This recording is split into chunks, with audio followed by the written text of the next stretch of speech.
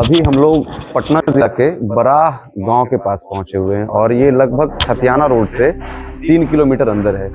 यहाँ एक नया मंदिर बन रहा है और ये जो मंदिर बनवा रही हैं ये मैडम हैं और ये अपने बारे में बताएंगी। आप लोग एक बार जानिए क्यों ये मंदिर बनवा रही हैं। मैम, सबसे पहले तो आपको नमस्कार और शुभकामनाएं। ये मंदिर का आपके अंदर विचार कैसे आया? मेरा इस दुनिया में अपना हस्बैंड है ना बच्चा है। हस्बैंड 2014 में ही ब्रेन हेमरेज से एक्सपायर कर गया।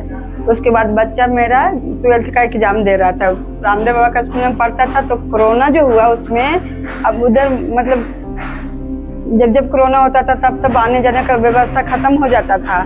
तो बच्चा उधर होता था, हम इधर तड़पते थे। तो इसलिए हम दोनों माँ बेटा फिर एक साथ पटना में ही रहने लगे। और उसके बाद मतलब वो इंटर का एग्जाम देने वाला था, दे ही रहा था। वो अचानक से मतलब एक दिन रोज दिन उसका आदत था कि शाम को कुछ ना कुछ बाहर खाने जाता था। तो बोला एग्जाम दे के आया, बोला मम्मी हम आते हैं थोड़ा देर में। तो बोला कि आते हैं। तो बोला ठीक है, रोज दिन जाता था। बोला ठीक है।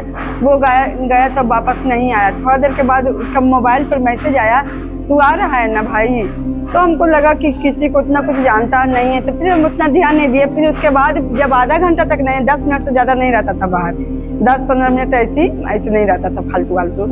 तो उसके बाद वो बोला कि मतलब हमको लगा कि अभी तक आया नहीं, आधा घंटा। तो आधा घंटे के बाद जब हम खोजना स्टार्ट किए, रात हो गया, फिर भी नहीं मिला। फिर हम लोग ऐसे कभी जाता ना कहीं था तो कैसे ऐसे जा सकता था।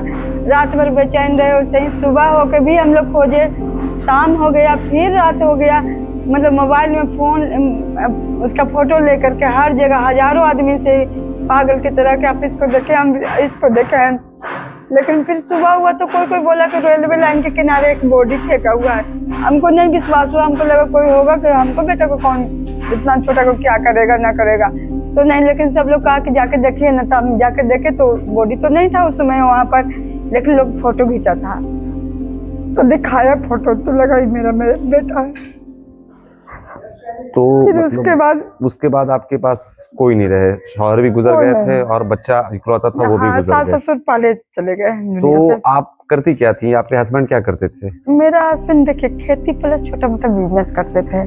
तो ये जो आप बनवा रहे हैं मंदिर परिसर, ये अपनी जमीन में ही है? हाँ, ये मेरा और अपनी लागत से ही? अपना जमीन है, जो मेरे पास जमीन था। बच्चा और हस्बैंड को जाने के बाद। रहने वाली कहाँ की हैं? हम बराह गाँव के रहने वाले हैं। पास वाला जो गाँव बराह है वहाँ के रहने वाली है। और पटना में अपने बच्चों के साथ रहती थी? रह रहे थे, हाँ।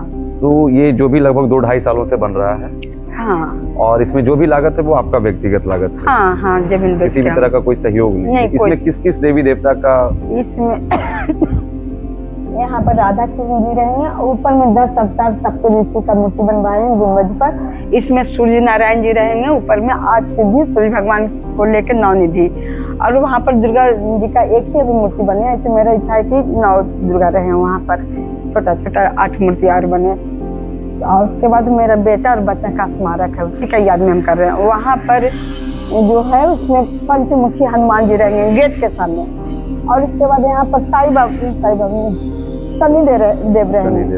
और इधर बगल में एक मंदिर है, वहाँ पर वो शंकर भगवान रहेंगे। और इधर से यहाँ पर से दिखेगा आपको, हाँ, एक मंदिर वो हम ही बनवाए हैं। तो वहाँ पर लक्ष्मी नारायण जी रहेंगे शेषनाग के सैया पर। तो वहीं पर बैरागी बाबा है, मतलब सब बनाए थे बैरागी बाबा के लिए। लोग बोले कि नहीं, बैरागी बाबा खुले में रहेंगे। हम बोले ठीक है, खुले में रहेंगे। तो इतना खुले में थे तो घेरवा दिए चारों तरफ से, पत्थर वगैरह लग जाएगा।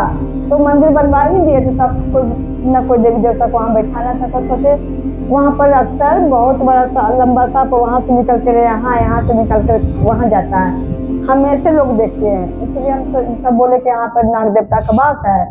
तो शेषनाग से बड़ा कौन देवता होता है? हमें तो शेषनाग के सैया पर लक्ष्मी जी और विष्णु भगवान को सोचते हैं। और ये एक तालाब आगे है, ये तालाब, ये हाँ सूर्य मंदिर है तो तालाब की आवश्यकता है।